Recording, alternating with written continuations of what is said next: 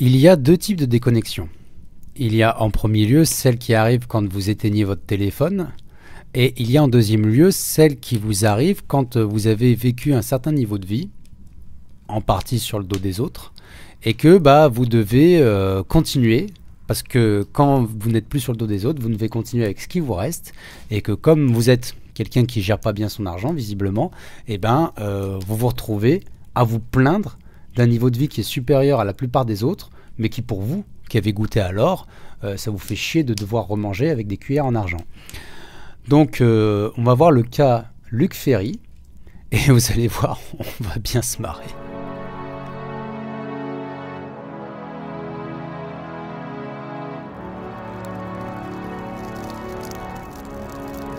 Alors pour ceux qui connaissent la chaîne, je vous remercie d'être là, et pour ceux qui ne connaissent pas et qui découvrent, vous allez voir, on va bien se marrer. Mais sachez avant tout que vous pouvez vous abonner, liker, commenter, partager pour donner de la force. Ici vous êtes sur la chaîne Éminence Stream, donc qui est ma chaîne secondaire, et là vous avez Éminence Grise qui est ma chaîne principale, sur laquelle je parle de sciences politiques. Donc ça c'est vraiment une chaîne entre guillemets, si la politique dans son histoire, dans ses concepts vous intéresse et vous voulez avoir accès à un savoir universitaire que vous n'avez pas pu avoir dans votre vie. Moi c'est un savoir que j'ai développé par mes lectures, par les conférences, par les rencontres, et donc que je vulgarise sur cette chaîne. Mais il y a aussi la chaîne secondaire, donc sur laquelle vous êtes en ce moment, où là je fais des vidéos un peu plus critique, un peu plus analytique sur l'actualité. Merci à tous d'être là, et donc on va passer tout de suite à Luc Ferry. Alors Luc Ferry, si vous n'avez pas connu, c'est quelqu'un qui a été ministre, et notamment ministre de l'Éducation nationale, je crois sous le temps de... Alors je crois que c'était sous le temps de Chirac, mais peut-être aussi de Sarkozy, je suis plus sûr. Bref, c'est un type qui a viré réac, c'est un mec qui venait plutôt de la gauche et qui a viré réactionnaire, comme des Cohn-Bendit, comme tout un tas de... comme des Valls, enfin des mecs comme ça. Et il faut savoir que l'une de ses grandes citations à ce mec-là, dans les dernières années, c'était au moment de Gilets jaunes, de pouvoir dire aux policiers municipaux d'être équipés de balles réelles pour pouvoir tirer à vue sur les manifestants les plus dangereux. Voilà, bon. Faudrait voir quelle est sa définition du dangereux, faudrait voir quelle est sa définition de manifestant, parce que en France, tirer à vue sur un manifestant, je sais pas quelle image ça peut donner pour le reste du monde, mais en tout cas, certainement pas celui d'une démocratie, certainement pas celui de la patrie des droits de l'homme. Donc là, il nous explique, dans une émission de Jordan Deluxe, on a fait une longue vidéo sur lui parce que c'est une personne qui a été victime d'agression dans sa carrière, et il a témoigné de cette agression. Donc c'est une vidéo qui est vraiment intéressante à regarder, et sur les agressions en général. Et là donc du coup il a une émission qui s'appelle l'Instant de Luxe, et dans lequel il interviewe des personnalités du showbiz, de la politique, des médias, etc.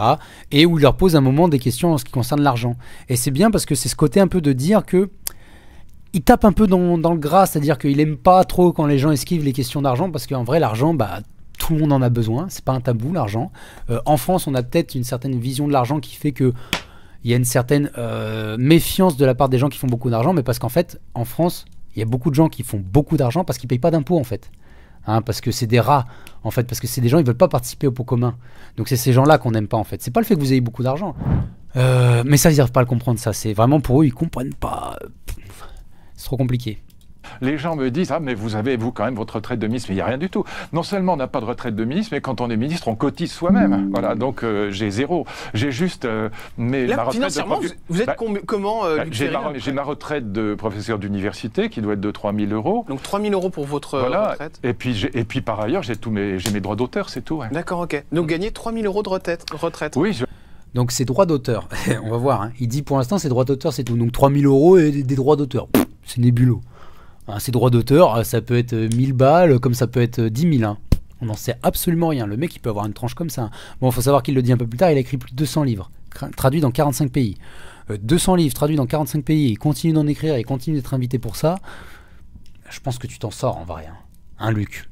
Parce que là, tes 3 000 €, Donc voilà, 3 000 €. Je dois avoir, oui, je dois peut-être 3 200. Je dois avoir aussi une retraite du Conseil économique et social, parce que je ne veux pas dire de bêtises, qui doit être de 800 € aussi. Il vous faut combien?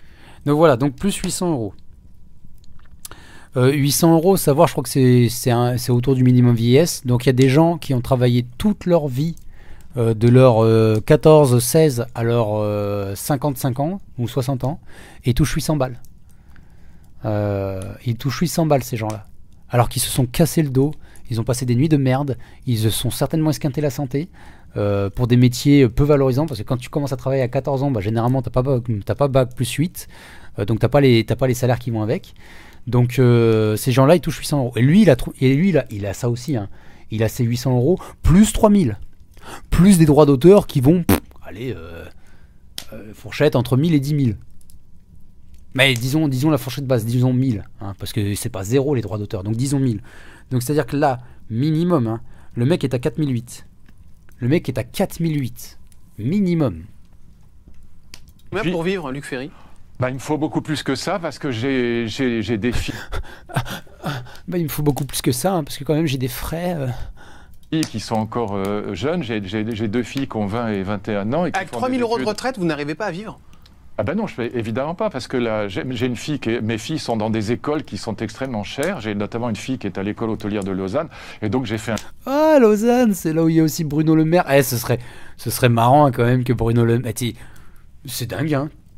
Tout le monde, tous les gens qui ont des carrières, qui font de la merde dans leur carrière, ils finissent à Lausanne. C'est fou, ça. Un gros emprunt pour payer leurs études. C'est combien un gros emprunt, Luc Ferry?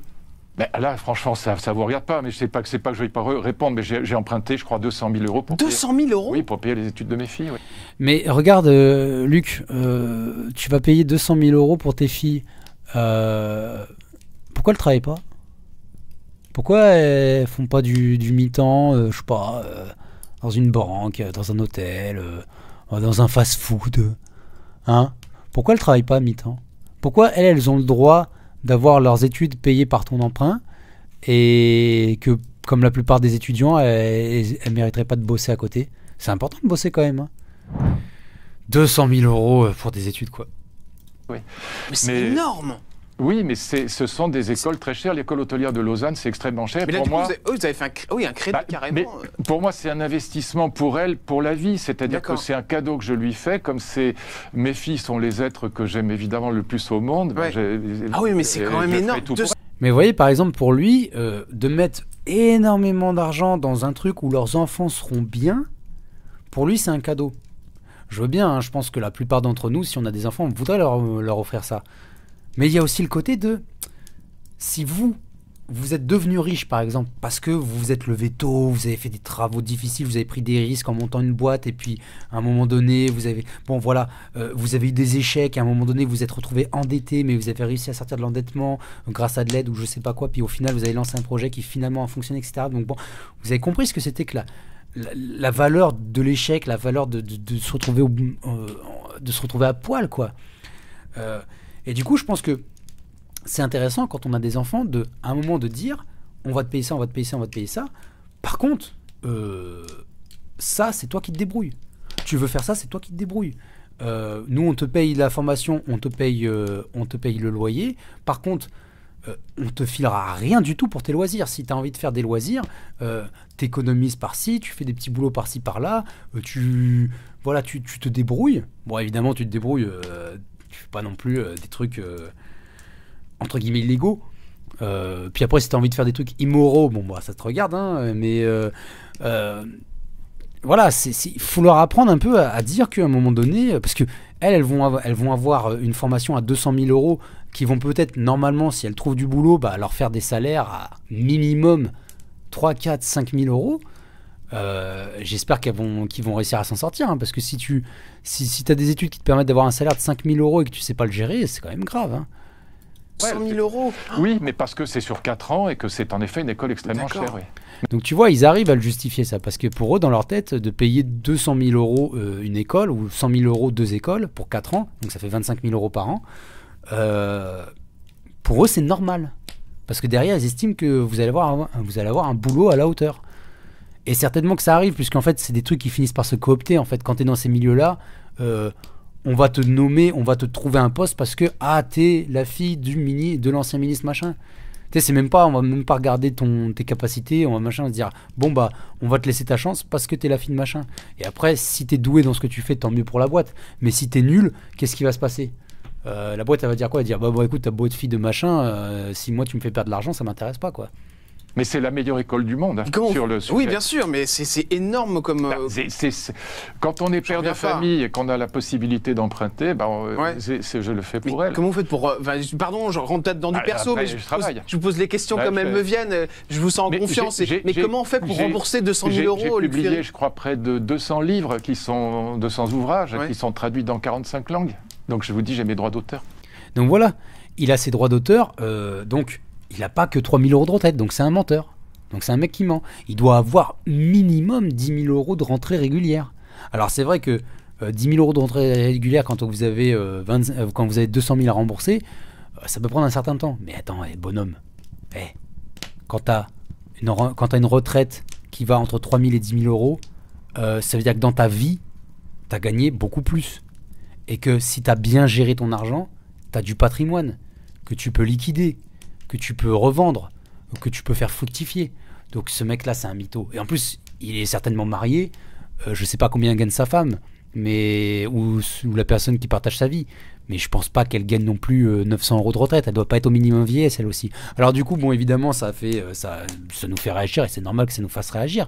Et là, du coup, coup de gueule, il va se plaindre du fait que les gens se plaignent de machin. Et en fait, pourquoi les gens se plaignent, Luc? Parce que tu es dans un pays où il y a 9 millions de pauvres. T'es dans un pays où il y a quasiment 15% de chômage. T'es dans un pays où, parce que évidemment ils vous disent qu'il y a 7 ou 8% de chômage, mais c'est normal, ils ont radié toute une partie des chômeurs. Et ils ont radié toute une catégorie de chômeurs, ils ont radié des centaines de milliers de chômeurs des listes. Et ils disent ouais, il y a moins de chômage. Bah ouais, il y a moins de chômage parce qu'il y a moins de personnes qui ont été comptabilisées. Mais il n'y a pas plus d'emplois. Il y a moins de chômeurs comptabilisés. Du coup, il y a des gens, ils sont en déshérence totale. Ils sont ni chômeurs ni actifs. Mais ils n'ont pas de boulot. Qu'est-ce qui se passe? Donc en fait, on a autour de 15% de chômage en vrai. Et 15% de chômage dans un pays où il y a 9 millions de pauvres, dans un pays où 2 000 euros par mois pour un célibataire dans une grande ville, ça suffit à peine à payer le loyer, les charges et à épargner un petit peu. Dans une grande ville où le café à la terrasse, il est à 1,80 €, ouais, c'est invivable. Bien sûr que c'est invivable. Et ton discours, il est inaudible. On ne veut pas entendre ça, Luc. J'ai fait une émission de télé l'autre jour. Un journaliste m'a demandé quels étaient mes revenus. J'ai répondu honnêtement parce que j'aime pas me défier. Regardez la bibliothèque chez lui. C'est un meuble qui... Ça, c'est pas une bibliothèque Ikea à 90 balles. Hein. Ça doit être une bibliothèque à 2000 ou 3000 balles le meuble.